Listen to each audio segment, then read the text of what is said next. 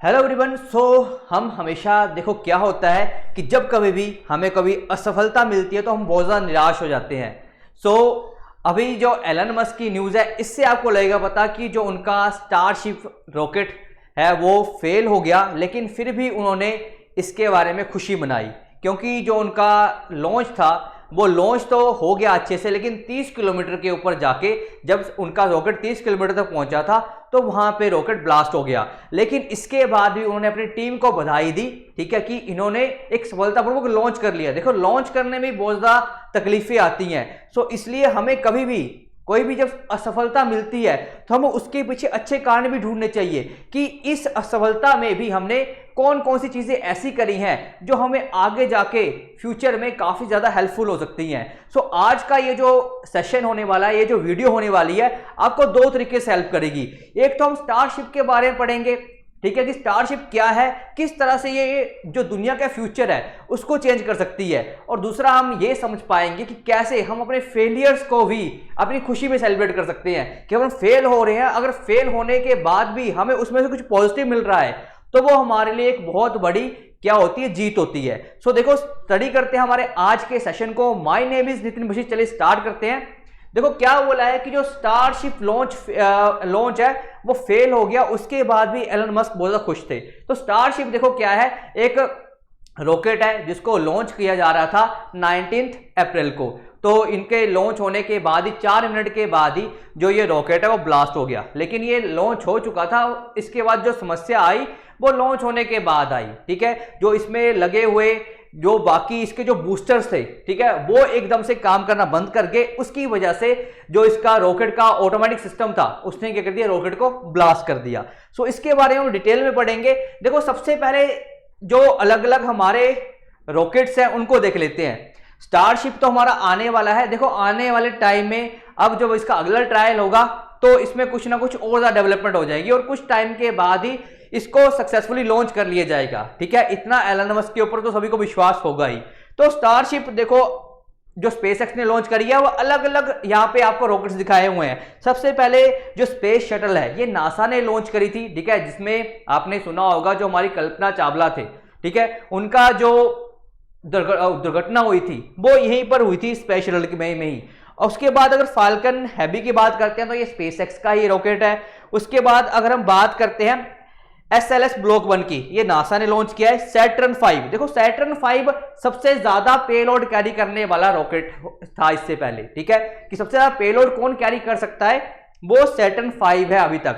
But जब ये सफल हो जाएगा, जो स्टारशिप वाला अगर स्पेसएक्स ने बनाया रॉकेट है, अगर ये जो प्रोजेक्ट है सफल हो गया तो इसके बाद अगर ये हो गया सफल तो ये सबसे ज्यादा पेलोड कैरी करने वाला क्या बन जाएगा, रॉकेट बन जाएगा।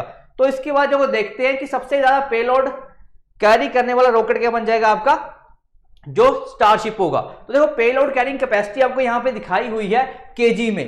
तो सबसे पहले अगर बात की जाए स्पेस शटल के बारे में तो ये 29,000 किलोग्राम तक का पेलोड का मतलब होता है जो सामान है, ठीक है, जो उसके अंदर कुछ सामान रखा हुआ है जिसको हमने पहुंचाना है, ठीक है। अगर मून पे पहुंचाना है, मार्स पे पहुंचाना है तो वो पहुंचाने उसको क्या बोलते हैं, वो पेलोड बोलते हैं, जो सामान होता है उसको पहुंचाने में। तो पहला जो आपका स्पेस शटल था वो 29,000 किलोमीटर तक का सामान पहुंचा पाता था। उसके बाद जो अगला रॉकेट था वो पहुंचा पाता था, जो फाल्कन हैवी था वो 63,800, और उसके बाद 95,000, और जो हमारे पास अभी तक का सबसे ज्यादा पेलोड कैरी करने वाला रॉकेट है उसका नाम क्या है, वो सैटर्न 5 है। नासा ने इस रॉकेट को बनाया हुआ है और इसकी जो पेलोड कैरिंग कैपेसिटी है वो 1,18,000 क्या है, केजी है। और इसके बाद जब स्टारशिप पूरी तरह से लॉन्च हो जाएगा, इसका जो ट्रायल है बिल्कुल सक्सेसफुल हो गया, तो उसके बाद इसमें जो पेलोड कैरी करने की कैपेसिटी है वो 1,50,000 केजी हो जाएगी, ठीक है। तो ये एक फ्यूचर के लिए बहुत बड़ी बात है। और देखो इसके बाद हम पढ़ेंगे स्टारशिप किस तरह से हेल्पफुल हो सकता है, कौन कौन से इसकी स्टेजेस है। देखो अगर आप यूपीएससी या एचएएस की तैयारी कर रहे हो उस केस में तो आपका जो स्पेस एंड टेक से ये टॉपिक बहुत ज्यादा इंपॉर्टेंट होने वाला है। बट अगर आप छोटे लेवल के एग्जाम की तैयारी कर रहे हो तो वहां पर भी वन लाइनर में आपसे क्वेश्चन पूछा जा सकता है, यहाँ पे फैक्चुअल क्वेश्चन, तो यहाँ पर भर भर के क्वेश्चन मिलेंगे आपको। और आपकी जो नॉलेज है, आप इसको अगर वीडियो को पूरी देखोगे तो आपको लास्ट में पता लगेगा कि कितना दिमाग एलन मस्क ने लगाया है इस सारी टेक्नोलॉजी के पीछे, ठीक है। अब आगे देख लेते हैं ये उन्होंने ट्वीट डाला था जब उनका जो लॉन्च है वो फेल हो गया। तो देखो ट्वीट में भी उन्होंने लिखा है कि congrats SpaceX team on an exciting test launch of Starship. उन्होंने सभी को बधाई दी है कि हमने लॉन्च तो सक्सेसफुल कर दिया, बट लॉन्च के बाद थोड़े बहुत यहाँ पे कमियां मिली हैं इनको, उसको ये अगली बार सारे रिकॉग्नाइज करेंगे और अगली कमियों को पूरा करके ये सक्सेसफुल लॉन्च करके ही रहेंगे। तो लिखा है learn a lot for the next test launch in a few month. तो नेक्स्ट फ्यू मंथ में ये फिर से अगला टेस्ट करेंगे और होपफुल यही माना जा रहा है कि वो टेस्ट ये सक्सेसफुली लॉन्च कर लेंगे। अब आगे देखते हैं इसके कौन कौन से पार्ट है। देखो इसके जो अलग अलग पार्ट है ये 2 स्टेज में काम करेगा, तो दोनों स्टेजेस को समझेंगे कि वो क्या क्या काम करेंगे। देखो पहला क्या है, जो स्टारशिप है ना, स्टारशिप में ये पेलोड कैपेसिटी है। तो अगर स्टारशिप क्या है, ये फुल्ली रियूजेबल, क्या है, ये फुल्ली रियूजेबल स्पेसक्राफ्ट है। इसका मतलब है एक बार यूज करने के बाद ये फिर से धरती में वापस आ जाएगा।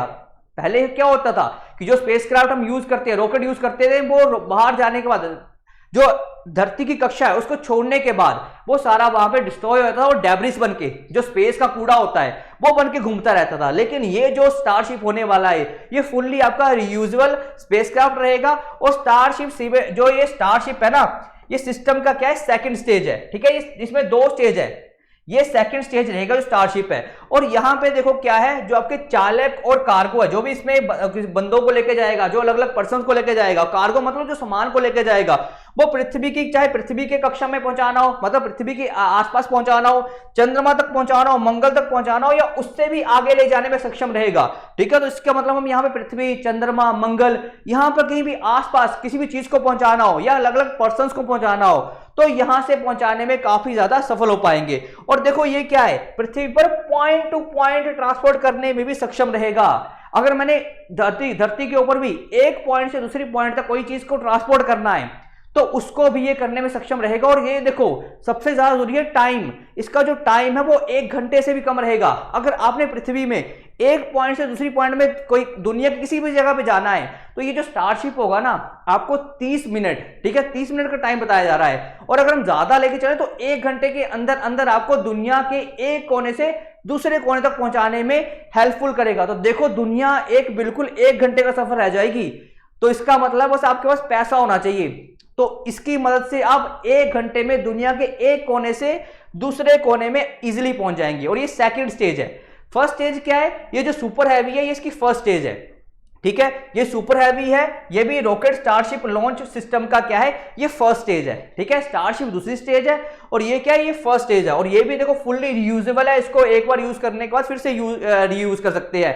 ठीक है, और ये पृथ्वी के वायुमंडल में प्रवेश करने के बाद, ठीक है, जब ये छोड़ के आएगा, जो स्पेस बिल्कुल पेलोड है उसको छोड़ के आएगा, जब पृथ्वी कक्षा में एंटर करेगा ना फिर से वापस, तो ये फिर से लैंड कर जाएगा और इसको फिर से बाकी किसी अगर रॉकेट को लॉन्च करना हो तो इसका यूज फिर से किया जा सकेगा। तो देखो सबसे बड़ी यहां पे इनकी जो सक्सेसफुल है, जो इनकी सक्सेस है वो इसी केस में है कि ये जो सुपर हैवी है इसको फिर से रीयूज कर सकते हैं, जिसका जो स्पेस का कचरा है वो काफी हद तक कम हो जाएगा।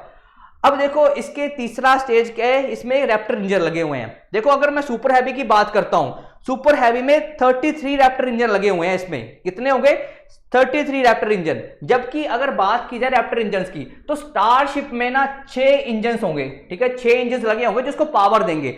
उसमें से जो 3 इंजन है वो रैप्टर इंजन है और जो 3 इंजन है वो कौन से, रैप्टर वैक्यूम है। रैप्टर वैक्यूम का मतलब क्या है कि जब स्पेस को जब अर्थ के एटमॉस्फेयर से बाहर निकलेगा, जो स्पेसक्राफ्ट है, जो रॉकेट बाहर निकलेगा, तो उस केस में वैक्यूम होगा, तो उस वैक्यूम में ये काम करेंगे 3 रैप्टर वैक्यूम। ठीक है, 6 इंजन होंगे इसमें, उसमें से 3 रैप्टर इंजन है और 3 क्या है, रैप्टर वैक्यूम है।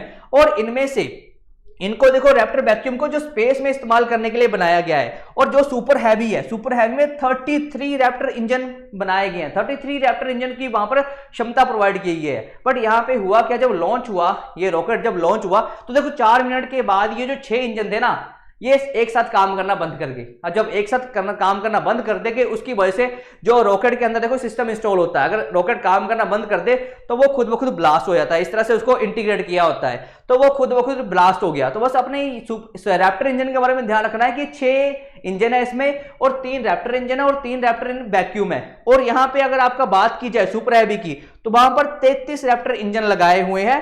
तो ये चीज आपने ध्यान रखनी है। और देखो ऐसे इस तरह का कुछ इंजन दिखेगा आपको।